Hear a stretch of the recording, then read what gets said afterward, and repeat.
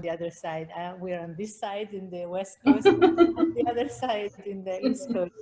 She's with us from Canada, Halifax, and Judy Johnson, who has been, I have since I've been in the Brahma Kumaris, I remember her, and I feel like we have grown up together as our children grew up together, and we have met so many times in Madhuban for parents retreat and youth retreat, and Judy has been very much involved in facilitating and teaching the youth with so many different tools for them to go out there in the world and to know how to hold themselves strong.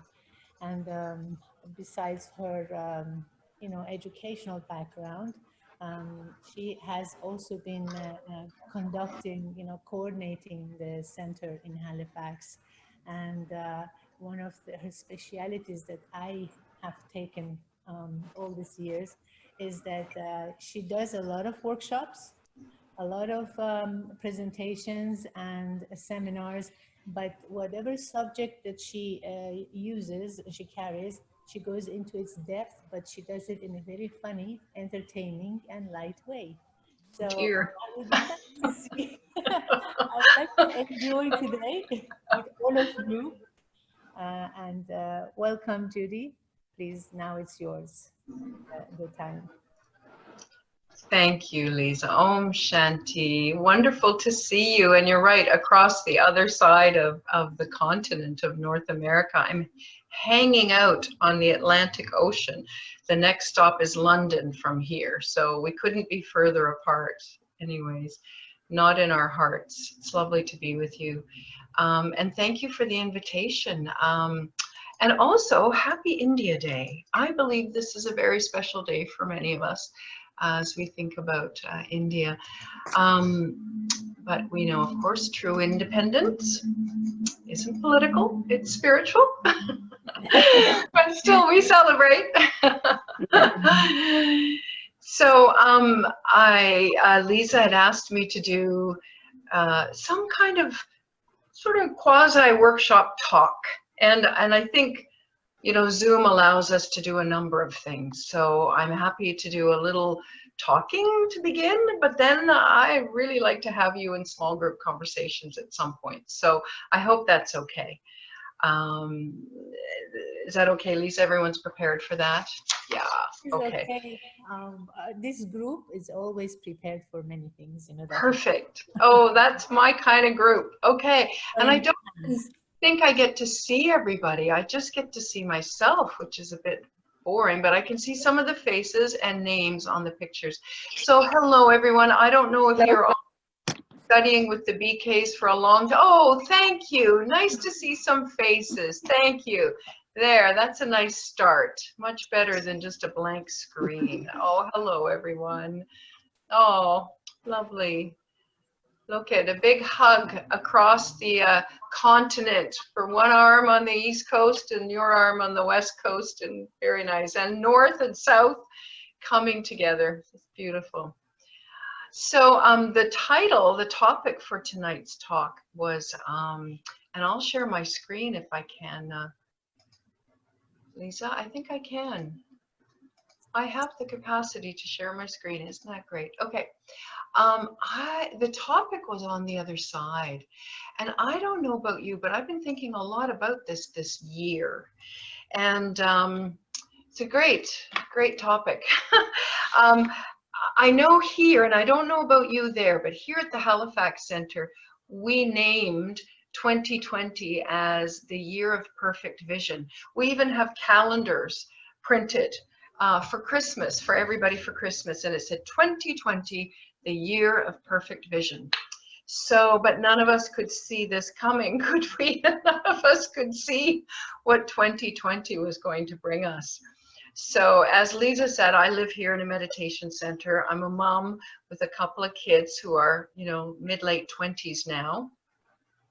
And I've been studying with the Brahma Kumaris for about 23 years now. And I have to say, I feel very, very grateful for what I've learned from the BKs. I don't know if you're all regular BK students or if we have, a mix of uh, with us tonight. So I'm going to speak as if we're all just friends of the BKs, because I'm a friend of the BKs and I'm a regular student. But one of the things this year in particular I've been very grateful for in the meditation practice is that it's given me the tools to think and the tools to see differently. So that's the theme tonight. And I've got a little bit of storytelling, a few things to tell you, but I've also got some reflection questions for you as we go along. So you're going to need a blank sheet of paper. I hope Lisa asked you to bring a piece of paper. And I hope you have a pen. No, I did not ask, so I'm so sorry. I think it said in the flyer. The flyer. Yeah, it's there. So hopefully, if you have a notebook, that's fine. It doesn't have to be paper, just as long as you have a piece somewhere to start this evening, because we're going to look to the stars for guidance, as any true astrologically minded, although that's not my forte. But so if everyone has a piece of paper, that's really great. And to start this evening, I'm going to ask if you can draw 8 stars randomly somewhere on your piece of paper or in your notebook. So this will make it a little bit more than just a talk, and it'll be much more of an interactive talk. So I'll just give you a minute to make sure you've got a piece of paper and a pen, and if you can just randomly put 8 stars somewhere on that paper, you will need that as we go along. Okay, good. I'll just give you a minute to get your paper together. And 8 stars, beautiful. Great, perfect. Okay, so this will be a little bit of the interactive part. We'll all have our 8 stars. Perfect. Oh, look at that, a perfect circle. That's beautiful. So did any of you think this would be the year of perfect vision? Did any of you, did you title the year out in LA that this is the year of perfect vision? No. Yes. Not yet. Okay, so I'm thinking that the last half of 2020 is going to provide us perfect vision, because the first half has certainly brought things up. Oh, look, you've got some beautiful peacocks over there. Oh my goodness, perfect. Yeah. So I think most of us know that what the year seems to have brought is something that looks a bit more like this. And that the earth is parched, souls are parched. We've got conflict, we've got climate change, we have pandemic, we have so many things that this is the one thing that I'm really thankful to the Brahma Kumaris, is having learned, I think, the art of perspective, having learned what to put in the foreground. So you can see on this picture, the parched earth is still there, but I'm paying attention to what's at the front. So I'd really like us to think tonight about what's on the other side of fear, what's on the other side of what we're living right now, including some of the internal upheavals that many of us have had through this year. But it's also been a real strengthening time. But when we look out at the world, this art of being able to choose, like a good photographer does, what we focus in on in the foreground and what we put in the background. So I had my eyes checked a little while ago, and I was, they do this, right? They give you these things to look at, and I remember seeing the first one without my glasses, and that's what it looked like. And of course, as you know, they do this. And as I was having this done, I realized, our lens for looking at the world, especially for looking at what's on the other side, is quite blurry. And I feel like this is a time where we begin to refine our vision. We begin to refine our capacity to see what's on the other side. And it got me thinking about, what if the lens we use to look at the world around us wasn't necessarily the lens of the world news, or you live in America, you know, the news in America. What if the lens we used to look at the world around us was, I don't know, love, Our mind. faith, positivity, potential, truth? Yes, but what do we have in our mind? Because what I have in my mind becomes the lens through which I look at my world. So if my mind has love in it, or hope in it, or faith, or positivity, or potential, or truth, then I will look at the world quite differently. So you've got your 8 stars. We're going to be using them tonight, because I'd like to explore 3 places that we can start looking for signals of what's coming on the other side. How do all of you feel? I think I could see chat box if you were to chat something. I'm not sure.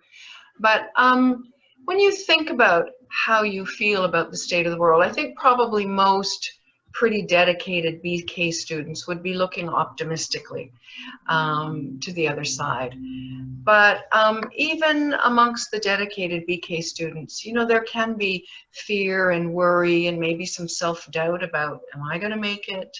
Am I doing okay in my practice and my own inner transformation? But certainly I know here around me, friends, family, those that come to the center semi-regularly, you know, there's a lot of worry in their minds right now, and there's a lot of fear, there's a lot of insecurity. And so tonight I've been really thinking about what are the 3 places that I'm looking to right now to give me signals about what's on the other side. Any guesses in your mind? Where are you looking right now for signals about what's on the other side? May I ask a question? Sure. Where is the other side? What's the other side mean? That's what we're going to explore. Hang on to that question. Okay? Mm-hmm. Hang on to that question. Yep.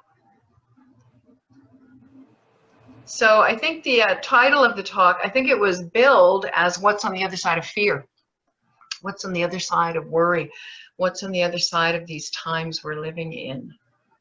So that's what I'd like to, I guess, investigate tonight. What is on the other side? Because we know that what we're living in right now is pretty challenging for most of the world. I think on the other side is a hope for a better living coming up in the future. How we lived for last 20, 25 years with the fast pace of life and everything.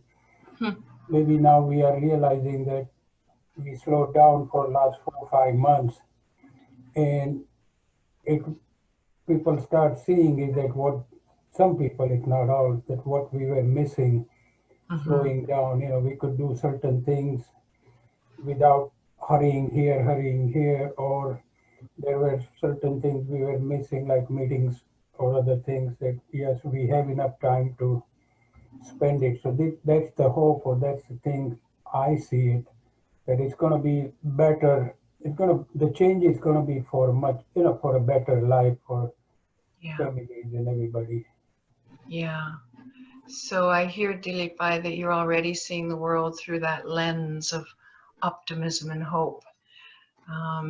So that's lovely. Others are in the chat box, I think. Okay, now I can see. A greater appreciation of things we take for granted. Introspection. Introspection, even a small light is a signal. Beautiful. These are beautiful answers. Yes. Introspection of ourselves. Introspection of ourselves. Lovely. Yeah. Awakening. Awakening. Humanity awakening. Yeah. Lovely. Yeah. So, yeah, what's on the other side? I guess, somebody, yeah, okay, so somebody's telling us about the pandemic. So hang in there with me. Here's one place. So I firmly believe that what's on the other side is beautiful. I firmly believe that what's happening right now is a bridge to the other side, which will be beautiful. But I would like to just share sort of where am I getting signals of this from. And you've already begun to share some of the signals you're seeing, which is beautiful, way ahead of me here. So one of the places that I'm looking for signals is I'm looking, oh, this should be number one. Oh, well, I'm looking under the headlines. So we know that the headlines look a lot like what I've got up at the top of this slide here. But where I'm looking, and it is number one, that's funny, I don't know why I've done this, anyways, is under the headlines. And I'm looking under the headlines for what's emerging in the subtle. And again, this is why we need clear vision, because it isn't, you know, the obvious is what we see in front of us in the headlines. But what I'm beginning to see between the lines of the headlines and under the surface is what's emerging. And it's more subtle, but it's a feeling. And I think you're already saying you're feeling it too. So one of the things, for instance, what have we seen with COVID? Is that we've seen that there's this unity of humanity beyond the borders. I feel like with COVID, we began to see it happen in Asia, and then we saw what happened in Europe, and then it came to the east coast of this continent, and then over to the west. But basically, we've watched humanity dealing with COVID before we actually had to experience it ourselves. And in that time, I think we saw beautiful examples across the world, and we saw passing of information and guidelines, and anything that was discovered in one place was shared with another, and it moved across the world. So there's this emerging sense of, gosh, we're all in the same boat. We may be living this very differently, but we're all living through this. So there's this sense of unity happening now amongst humanity beyond borders, which I think is a beautiful thing. The other thing, and I think one of you said this, was an appreciation for simple things and an appreciation for our loved ones. And this is emerging. So underneath the headlines, we're beginning to see this kind of thing emerging in humanity. Something else I think we're seeing, and this maybe is with the Black Lives Matter, this is, here we're having, you know, lots of upheaval about what we call our different statues and which statues are getting torn down because they were part of, you know, suppression and oppression and violence against our First Nations people, which is a very big issue for us here in Canada. And, you know, we just came out of still living with the Me Too movement, but it just seems to me in the time leading up to the pandemic and during the pandemic and now, that what we're beginning to see around the world is that people are starting to be really just fed up with being labeled in any kind of limited way, whether that's gender, whether it's race, culture, nation, fed up with being labeled. And I think that, like many things, it kind of has to reach the point, a sort of a breaking point before it goes. So I'm seeing this groundswell as a very positive thing, that we are now kind of losing interest in defining ourselves or others in limited ways. And I have a feeling, and you know, you might be living this more in America than we are here in Canada, but there's this really a growing fatigue about living in such a polarized world, that the more push and pull, the more my way, your way, right, wrong, good, bad, the more this kind of mentality creates conflict, creates barriers, creates exclusion, inclusion. I feel that there's this growing sense of tiredness with polarity. It can still fire people up and get them all activated and angry. You can sort of push the button on whatever their favorite topic is, and that you can get people into a rant, I think, pretty quickly these days. But when the rant is done, you know, there's this general fatigue of a world that is incredibly polarized. So those for me are three things that I'm seeing under the surface of the headlines. And I'm curious for you what you're seeing under the headlines, because this is one place where we can begin to see what's not obvious, but we can begin to feel a trend emerging. We can begin to feel, in my work as a facilitator, very often we talk about you know, it was Jung who created this idea of the collective conscious and the collective unconscious. And as a facilitator, I work with groups, getting them to come to agreement and consensus. And I can always tell when the will of the group has shifted. So even if people are still arguing or they're debating or different ideas are coming out, you can just tell at a certain moment where, you know what, people are okay with the decision. And if you catch that moment, it's very subtle. But if you catch it, so it sounds like we're moving in the direction of this. I wonder how we would start doing that. It's like if you just work with the energy of the group towards the consensus they've arrived at, then they'll be fine. They'll be into agreement and into cooperation. But if you don't catch that moment, it's so subtle. When the subconscious, the collective unconscious shifts direction, and when it shifts, things are fine. And to me, this is our work right now when we look at the headlines, is to detect where is the collective unconscious going. So my question to you, and I'm going to ask you to use your little stars for this, is 2 things you see emerging beneath the surface of the news. You can use any of the 4 or 5 that I've offered, but you can also use your own. And I'm going to ask you to select 2 of the stars you have on your piece of paper and to use them to write 1 thing for each star, 1 thing you see emerging beneath the surface of the news. So I'm going to write, you know, unity, and I'm going to write simplicity. I feel that people are looking more for simplicity. So you see, it'll just be on your, I don't know if you can see that, but you just label 2 stars with whatever you are seeing emerging beneath the surface of the news. And you can just do that on your own, silently. And we're going to start to label all the stars you have there.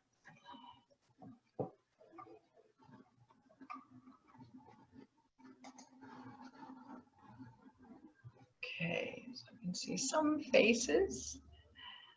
Very nice. And the rest of you, I'm just going to assume that you're writing words next to stars. How's that? Okay. All right. So that's 2. We've got 6 more stars to go. So let's see. So under the news, that was the first one. Are you catching wind of the trends in the collective unconsciousness? Because it's out there. Second place that we're going to look. So this is how we bring into the foreground the subtle emerging trends instead of the big bang news that we're hearing every day. So the second one, there's my proper 2. Okay, this one I'm fine. I've been thinking about this quite a bit since our Daddy Janky left us a couple of months ago, 3-4 months ago now, actually. I've been thinking a lot about those who have gone before. And, you know, in the world, you know, there's many wonderful people that have gone before. And these people that I'm selecting here are fairly recent. I mean, they're in my lifetime. But the people that have gone before and recognizing the value of what they've offered humanity. So when I think of Nelson Mandela, you know, what did he offer humanity as an example? And in a way, he's planted a seed in our hearts and minds, in the collective unconscious, actually. And so maybe some of you can say out words or you can type them in the chat box. But when you think of this one who went before, he left a legacy. He left something for all of us. And collectively, humanity recognizes what he left because we see him as a symbol of something. We see him as a great example of something. We think highly of him because of something. What is that thing that we associate with Nelson Mandela? So you can say out your answers or type them in the chat box. Anyone thinking about Mandela? What was the example? Peace. Fight for equality, excellent. He never gave up. Selfless devotion to removing racism, beautiful. Patience, acceptance, silent power. Yes, you know, Morgan Freeman played him in the movie Invictus. And if anyone saw that movie, beautiful, beautiful movie. But the actor, Morgan Freeman, was interviewed, and maybe some of you have seen this, but he was asked, as an actor, you have to imitate, you have to mimic the real person. And you got to spend some time with Nelson Mandela. What was the characteristic in Nelson Mandela that you copied, you mimicked in order to play him in the movie? I loved his answer. His answer was, the striking feature of Nelson Mandela was the silence behind his eyes. And that's what he tried to copy when he played Nelson Mandela. So to the person who said, silent power, beautiful. Fighting violence with nonviolence, forgiveness to the person who put him through the whole thing. Yeah, that's for me the example that Nelson Mandela left in our collective consciousness, or for me the seed he planted was he was an example of someone who it's like he didn't fall into small-mindedness. He didn't fall into the pettiness of the oppressed become the oppressors. He had a spirit, like an emotional and a spiritual intelligence to sort of rise above the expected sort of dominance that people expected of him becoming president. And instead, he had the wisdom to forgive. And he developed that wisdom in prison by studying the jailers and studying the Afrikaners, who were his jailers, and learning their language and learning what they loved so that he could appreciate them as people. I mean, I find this remarkable that he did that. That's stunning. That's his example. We can look now to this one. Today, many people celebrate August 15th as a celebration of this hero, this person who stood up against the British and, you know, took a non-violent path of non-cooperation. Others are critical of him, but this is his legacy, that he left that, and India got its freedom. The Brits were willing to leave anyways at about that time, and in fact, Mahatma Gandhi suffered greatly because in the British departure, he actually did not want to divide India. He wanted India to remain united, but, you know, it broke his heart that India was divided at midnight of this day. So ahimsa, the movement of nonviolence, and what an incredible, selfless, nonviolent, following the Dharma, father of the nation. Absolutely. So this is an amazing example that he left. We have this example of this woman. As a 16-year-old Polish woman, girl, dedicating her life to Christ, to God, to help the poorest of the poor. And again, if we were to say what was her contribution, I think most people who think of her are in awe of her, because when you see the conditions in which she lived, you just think that just can't be possible. That is not something, and many of us would want to do. And yet she did that, and she did that out of love for God, and she did that with a firm conviction that every single person was a child of God. Again, we might say, what's the seed that she planted, the legacy she left? All of us, selfless, care, love, acceptance. She was definitely non-judgmental, big-hearted, absolutely. She accepted everyone. And she overcame whatever, what would that be? Is it repulsion? What is it that would happen in most of us if we saw the poverty and the despair and the ugliness and the dirt and the filth and the oozing open wounds? I mean, my little stomach doesn't do well in the face of that. So somehow she had so much love and so much compassion that it overrode that kind of instinctive reaction, and to live there. So these are amazing examples. I included a younger one because I find her interesting. Our Greta Thunberg, who we all know from the news, of course. She's my next example. And I don't know what, she's still with us, so it's not a legacy, But she's awakening a seed or planting a seed, I think, in humanity at this time. And it may be because of, being on the syndrome, the, the Asperger's, the autism spectrum. Being on the spectrum, what she brings is a forthrightness, a not playing the subtle games of manipulation. She speaks her mind, she's straightforward. And because there's an innocence there, it's like an inability to lie. This innocence means she sort of has cut through all of the game playing and just called it like it is. And that's kind of impressive. And I think people take note of that and are a bit in awe. So the second place that I am looking these days in those that have gone ahead. But for me, as a BK student, a student of the BKs, I'm also looking to my spiritual mentors. And in my lineage, my spiritual path, these souls that have gone before have left an energy trail and their own example. This one, dedication, surrender, love. We can say so many things about this one, but he went before me. This one, Daddy Prakashmani, whose departure date we celebrate this month in August, a very special month, and just looking into those eyes, you see the power and the wisdom and the strength and the love of this soul.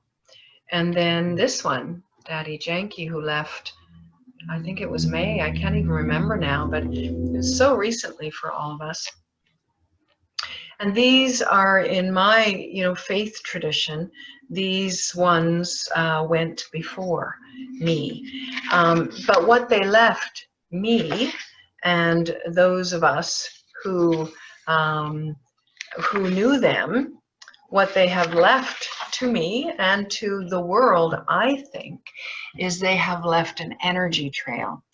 And what I find interesting about this is where am I looking for signs of what's coming, what's on the other side? I'm looking to them, and I'm looking to their example, because I watched at least the last two, Daddy Janki and Daddy Prakashmani, I watched them in their final years, in their final days.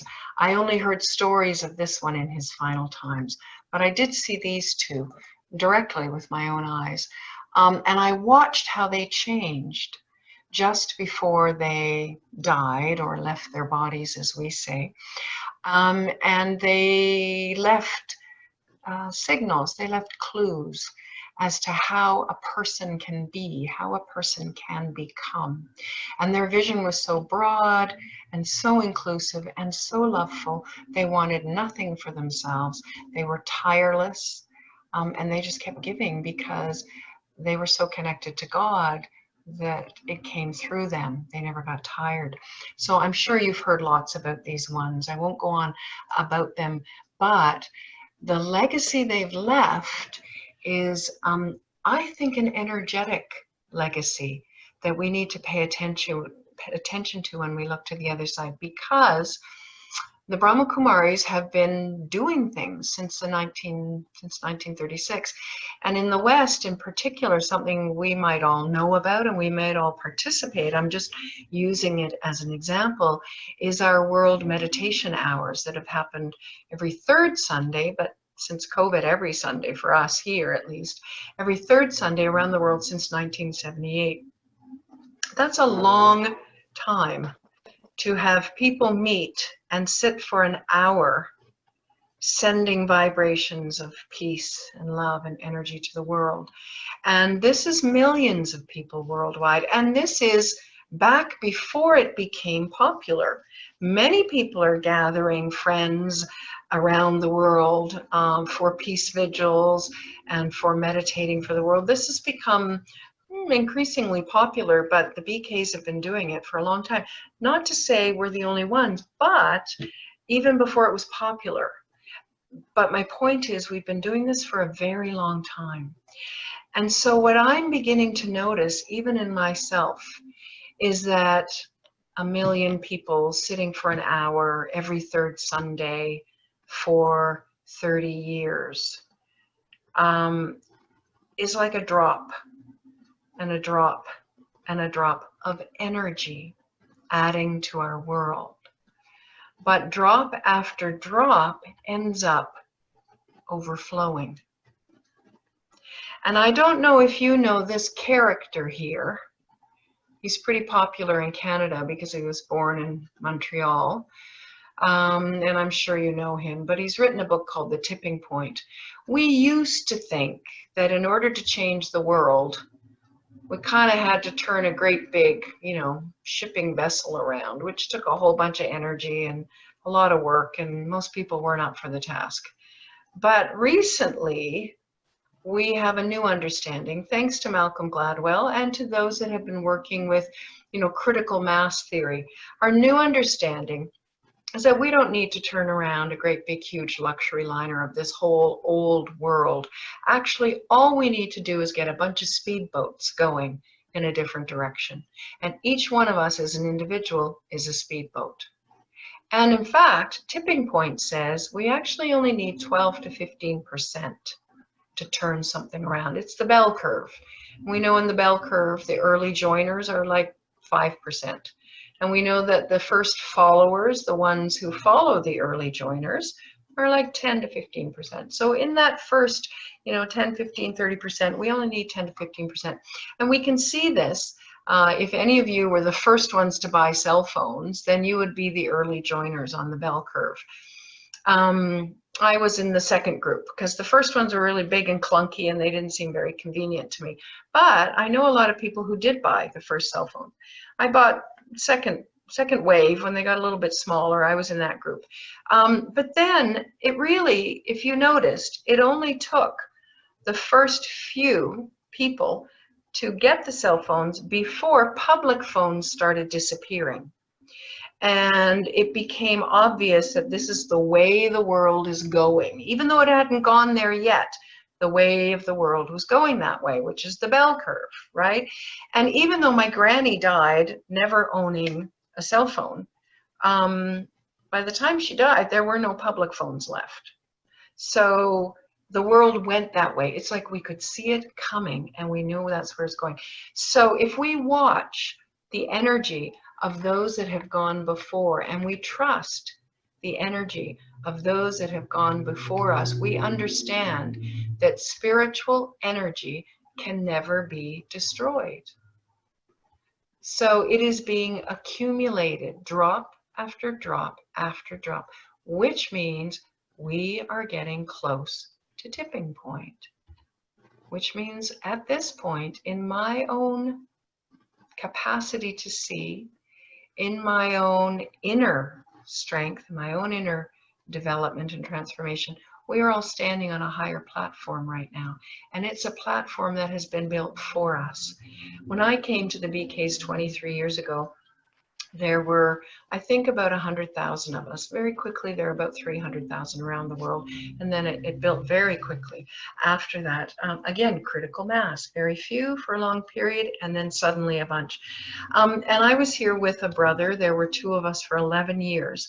And we meditated every day for 11 years together. And people came and went, but nobody really came. Just the two of us. It's a miracle, really, to me that we lived through that together. But at the end of 11 years, all of a sudden, people started coming. And most people said, all of a sudden. And I think it wasn't all of a sudden. It was 11 years. But in that 11 years, I guess we were accumulating energy. And that's how critical mass tipping point works, is that enough energy gets built and then suddenly the glass is overflowing. Suddenly there's all kinds of people coming to the meditation center. Suddenly I can see signs of optimism that I couldn't before. Suddenly my own efforts are easier. Suddenly I kind of get this knowledge, whereas before I struggled with a bit of it. Suddenly I'm finding easier pathways through obstacles that before were challenging for me. We can all fill in our own suddenlies. But what appears to be suddenly, the glass is overflowing, suddenly it's easier for me, suddenly I can see, is in fact not really suddenly. It's actually years and years and years and years of drops, but drops of spiritual energy that have been contributed by those who went before. So can you feel this? Can you see this? Are you looking? So the second is, I'd like you to think for a moment of 3 qualities that inspire you of those who have gone before. And I'd like you to find 3 different stars on your page, and I would like you to put 1 quality per star. Again, you're labeling the star.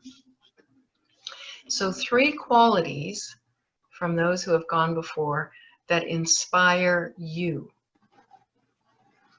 because this is the energy that they have actually contributed to the world, and it's caught your attention as well.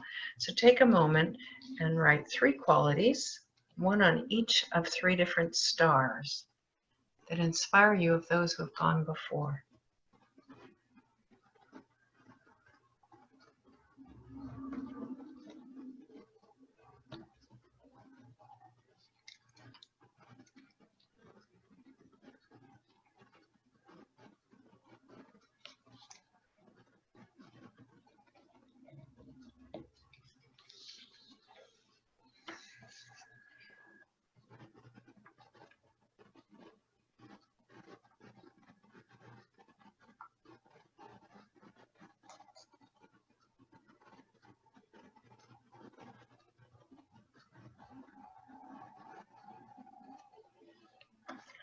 So in a way, it's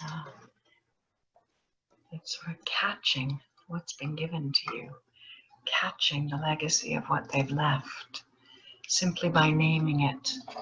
Okay, so you should have 5 stars with names on them now. Okay, we've got green paper now. Maggie, have you changed your paper color? Okay. Perfect. Good. Very nice. Kind of fun. All right. It's all going to come together in a minute. So that's place number 2, where I am looking so that I can see what's on the other side, because it's building in the collective unconscious of humanity. I can see it there underneath the headlines, and I can see it in the legacy that's been left. I can see what's becoming easier. I can see what qualities are leaving an imprint on me, but also on humanity, because that's why we revere these people. That's why we admire them. So the third place we're going to look to see what's on the other side is here, inside of you. Because each of us, if we're paying attention to ourselves, we will notice that we're longing for things. And we're longing for experiences. We're longing for peace. We're longing for love. We're longing for self-respect. We're longing for happiness, right? Like sustainable happiness, not just flash in a pan happiness. We're longing for things. And our longings are intensifying. Why? Because it's time, right? Anytime it's time for something, it begins to intensify. And in fact, that's really helpful, because I have to really, really want it in order to go for it. If I don't really want something, I'm not going to go for it. I'm actually not going to make the adjustments in my life, in my mind, in my heart, unless I really want it. So you should be noticing that your longings are intensifying, and this is a really good thing. So this is the third place we start looking to see what's on the other side. So I'd like you to just take a moment. You're going to name your longings in a moment, and you can do that now if you'd like, but I'd like to add a little piece to this. And one of these pieces is an understanding that I learned through meditation, but I also learned it in my professional work as a consultant in organizations through what's called appreciative inquiry. And this idea that the mind follows a picture. So when I came to meditate with the Brahma Kumaris, I had been practicing with the Buddhists, and we have in town here the international headquarters of Shambhala Buddhism. And so I'd spent a lot of time with them. And their methodology is to sit and to empty the mind, to just have a thought come by and say thinking and then let it go. And I tried that, and I was not very good at it. It wasn't, I had too many thoughts. I got so bored saying, you know, thought, that it wasn't much fun. So when I came to the Brahma Kumaris, it was just wonderful to discover, oh my goodness, I get to use my mind. I get to fill my mind with thoughts. I get to fill my mind with pictures. And that's when I realized how powerful it was to create a picture in my mind, because the mind follows a picture. And you may have noticed this. Much of our signage in the world looks something like this. So what sticks in your mind when you see that sign? Don't cross the street. If you tell your children, don't cross the street, what do? They cross the street. It's incredible, right? It's like the Buddhists say, don't think about elephants. And what happens? You think about elephants. And so we say to ourselves things like this: don't get angry. When I'm trying to break a habit, say, or transform myself, I say, don't get angry. And what stays in your mind? Angry, right? We say to ourselves, or we say to others, don't gossip. What stays in the mind? The picture of gossiping. We say to ourselves, don't be lazy. And what stays in our mind? The picture is of the word lazy. So every time we try and change something, every time we go after what we're longing for, we will often start with a don't statement. I don't want to be unhappy anymore. I don't want to be lazy anymore. I don't want to get angry so often. I don't want to self-doubt. So we build pictures. We create pictures in our minds of what we don't want. And, you know, the media is very helpful. Very helpful. Lots of pictures in the media of what we don't want. But the problem with that is the mind follows a picture. And there is no picture for don't.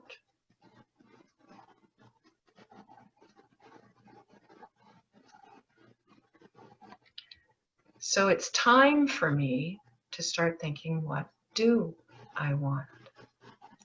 And start creating pictures. The Brahma Kumaris, worldwide, many of us, I don't know, Lisa, if you're doing it, but we're doing it here. We've been following this exquisite exchanges with my future self, future life, I think it's called.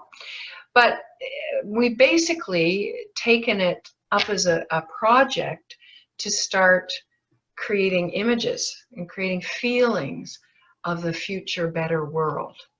Because unless we can see it, unless we can feel it, as we begin to create these pictures in our minds, then the collective unconscious will begin to shift in that direction. So we're taking it as a homework assignment on behalf of the world, is to start creating pictures of what we do want. And most of us want love. So what does it look like? Creating pictures in my mind, looking for it throughout the day. When I go out to the grocery store, I go out to the world, and I can see lots of things, but am I looking for this? Because if I'm looking for this, I will see it, and it will add to the pictures in my mind. Am I creating pictures of peace? I want peace. What does it look like? What does it feel like? I want happiness. What does it look like? What does it feel like? This is actually a project. And this is what we call spiritual effort, is to create pictures in my mind, create the feelings inside myself of what I want. So this is your turn. What do you want? On your last remaining 3 stars, I would like you to put 3 qualities you are longing for at this time in yourself. And the bottom is in this world, but particularly I'd like you to, what are the 3 things you want for yourself at this time? And write them down on your last 3 stars.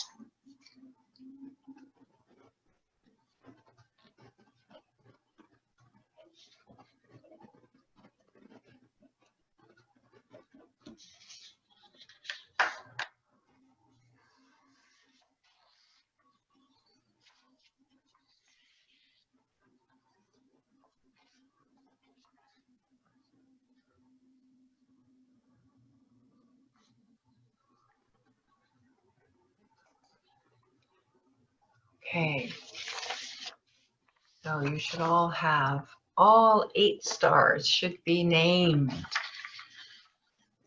at this time. Thank you, Dilip Bhai, for, it was March 27th, imagine. Daddy left so long ago now. Okay, so everybody has their 8? Wonderful. Okay, so in a minute, we're gonna do something with all 8 of these. But what I would like to do, so those are the 3 places that we're looking for data.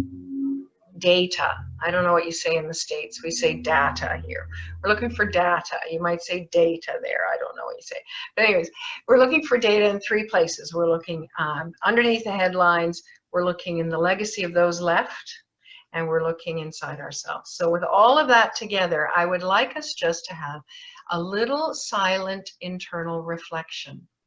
And it's going to be a bit of a meditation to bring yourself into your own inner world so that you can begin to generate some images, okay? And then I'm going to ask you to open your eyes, and I'm going to show you a series of slides. And I'd like you to let those slides help you create some pictures, okay? So everyone willing? This isn't new for you, I know. You're good meditators. So let's just have a little meditation together, if you will. And I'll ask you just to close your eyes for the first couple of moments, okay? So if you just close your eyes and take a deep breath so you get settled into your body. Mostly the breath helps us settle into our body. So take another deep breath. And settle into your body and just feel the contours of your body against the chair. And check and relax any part of your body that needs relaxing. And just allow your body to be free and just sit there quietly. I'd like you to just check your heartbeat. See if you can hear your own heartbeat.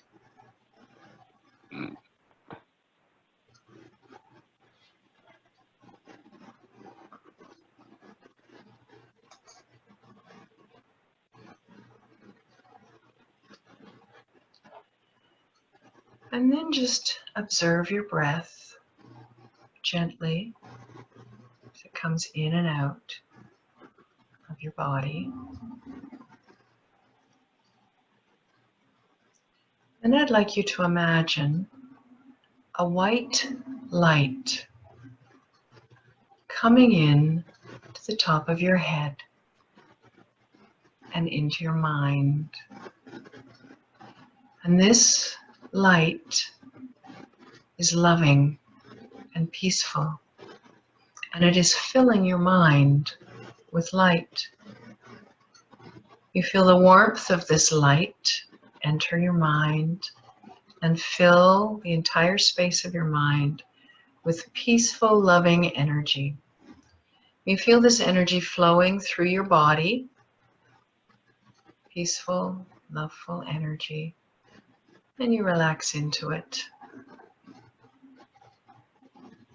And your mind now is beginning to fill with light.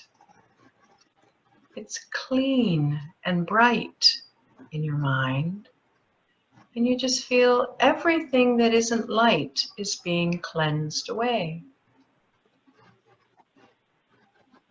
And you feel this cleaning descending into your body. light flowing everywhere through your body and in your mind.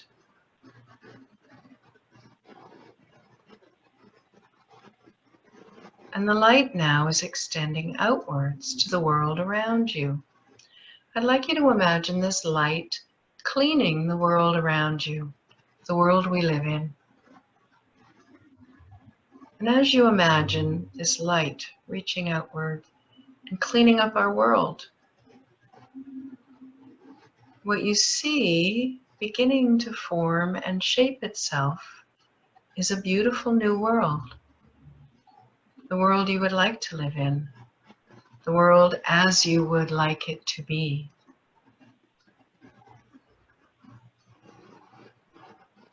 What do you see? What does it look like? What does it feel like out there in a beautiful, beautiful world?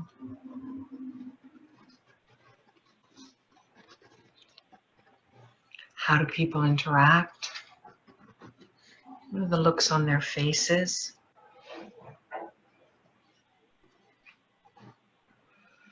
The new world is a world in which the highest potential of human beings is expressed.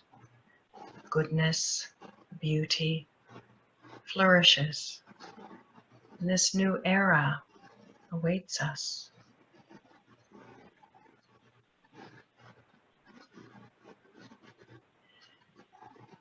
Gently open your eyes now, and I would like you to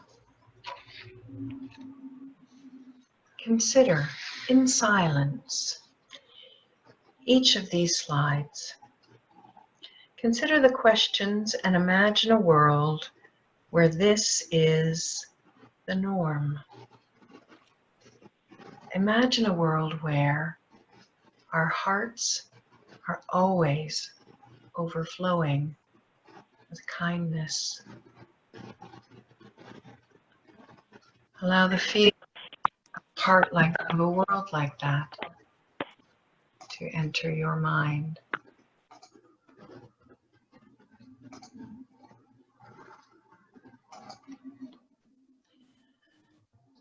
Imagine a world where we only see the goodness in others. What would that be like?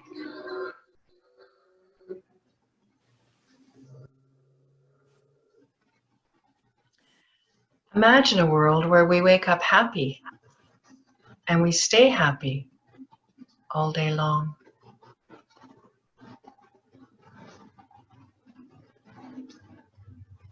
Breathe in as you imagine this. Hold the energy of this possibility in your mind and your heart. Imagine a world where the language of love is the only language we speak.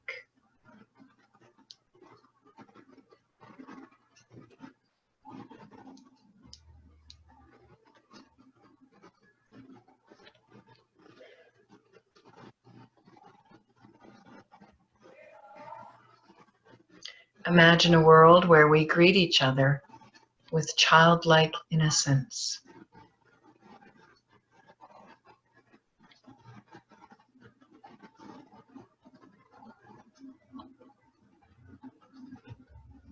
Imagine a world where we are always fresh and energized.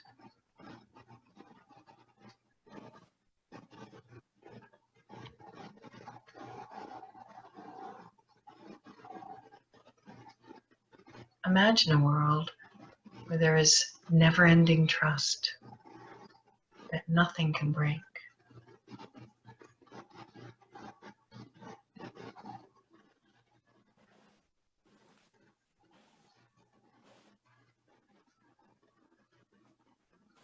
What do you see?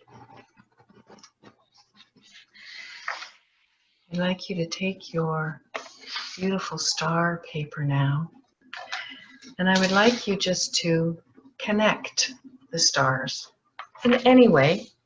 I've connected it so it makes like a constellation shape.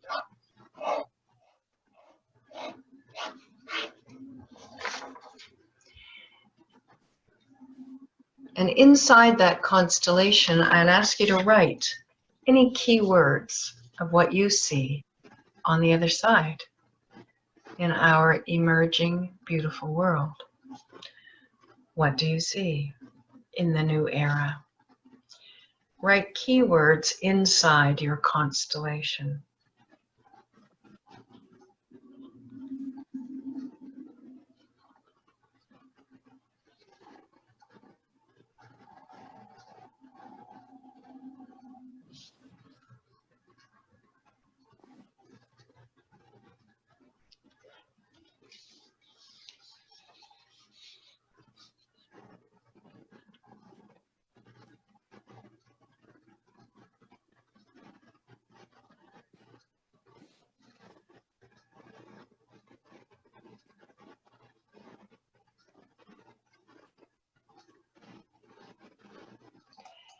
And then when you're done, I'd like you to name your constellation.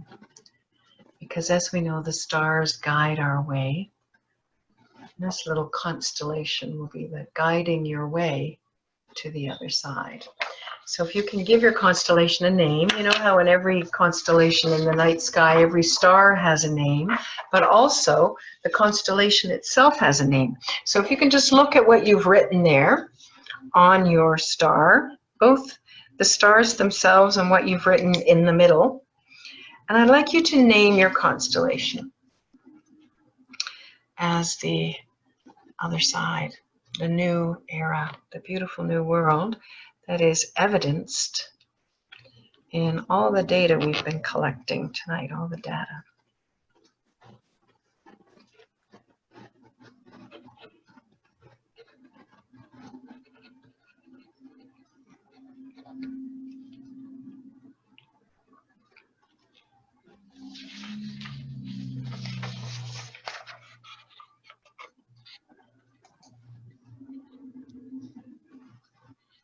This is your constellation to guide the way to the new world. So how was that? Are you seeing things? I mean, it's not just blind faith that the BKs believe that a new world is in construction right now.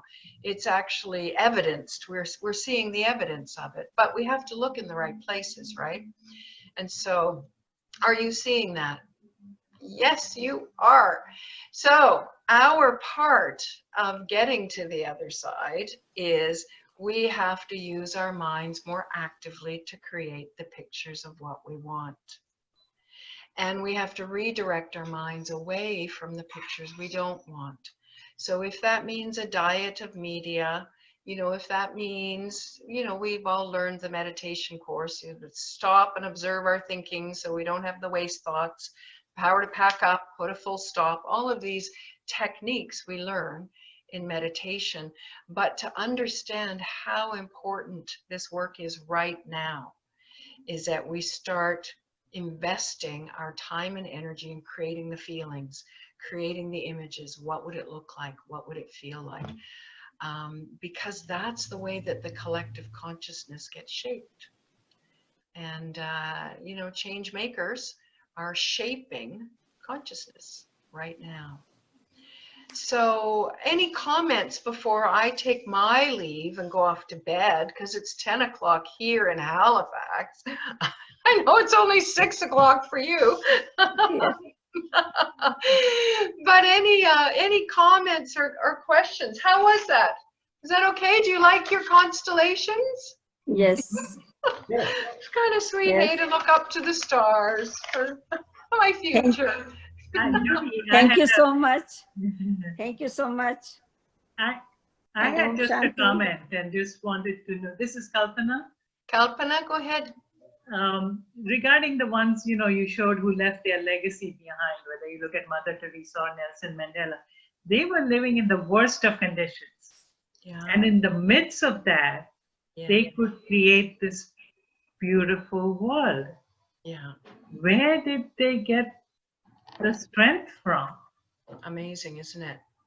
Because, you know, we live in such a beautiful world and we still can't be positive and, you know, see the good in people and all that. So I think for me, I mean, I was a peace activist before I started meditating, and I still am, I guess, except my methods have changed. But the thing for me, with Gandhi, Mandela, any one of the greats that have gone, is that it was only just one of them. You know, that they as an individual had the power. And, you know, we know Gandhi, it was from his conviction and his lifestyle, right? And Mandela, it was his conviction. And Mother Teresa, it was her love for God. And I mean, each had their own sort of power source in a way. But those around them could only sort of help. They didn't catch it to the same degree, you know, so they stand as icons, solitary icons, you know. And I think for me, what I find so wonderful in the BKs is that, you know, it's really a community. It's a collective who's developing these skills. Although we have Brahma Baba and the daddies, and we have examples, definitely. But I can look around here in Halifax and be so inspired by the other BK students here. And the feeling that more and more it's the collective that is showing, you know, living, you know, being the change we want to see. We are being amongst ourselves the new world that we would like to create. That isn't about an individual anymore. It's about the collective starting to live the way we would like the world to be. So, and we know we've got our power source, you know, that as long as I'm going in and I'm going up, I'm going to get the energy I need to live this way. And in fact, it becomes quite easy. It's not a struggle. It's not hard.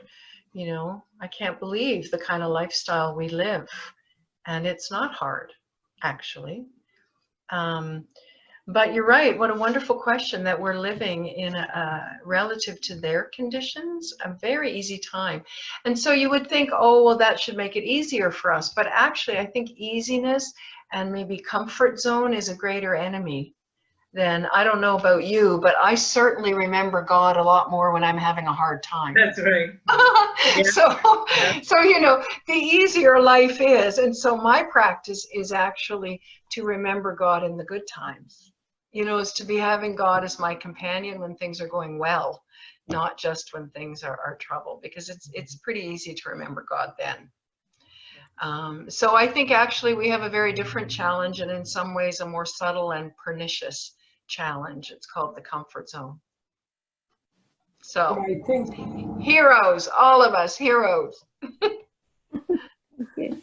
but I think we as the BKs have an upper hand in a time like this, because we are prepared. We are prepared with all those powers, so we can face this thing in a better way, you know, for us and for the other. That's the way I see it. Like, we are ready, or we have been ready for this kind of situations.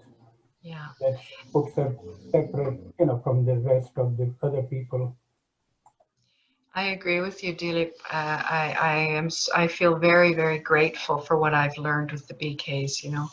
I feel like it's given me a stability and an optimism that I wouldn't have had otherwise, and that most of my friends don't have, you know. So I feel very fortunate. Yeah. Yeah. Thank you, everyone, for playing along with that lovely little star event.